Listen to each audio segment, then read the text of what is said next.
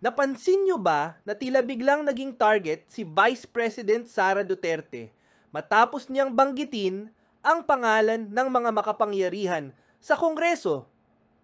Noong 2023 hanggang 2024,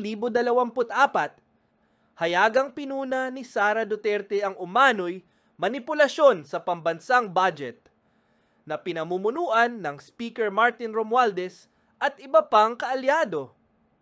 Binanggit niya ang mga anomalya sa flood control projects at ang kapangyarihan ng iilang tao na nagdidikta kung saan mapupunta ang pera ng bayan. Hindi nagtagal, sumabog ang balita, nagkasa sila ng impeachment laban sa kanya ng biglaan. Hindi lang basta kaso ng misuse of funds, kundi pinalala pa ng akusasyong nagplano umano siya ng pagpatay kay Pangulong Marcos Jr.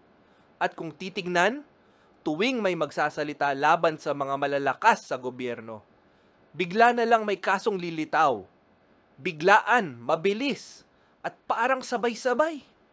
Ang tanong ngayon, coincidence lang ba ang timing o isang orchestrated move para patahimikin ang isang boses na kayang magbunyag kung sino talaga ang may hawak ng yaman at kapangyarihan sa Pilipinas?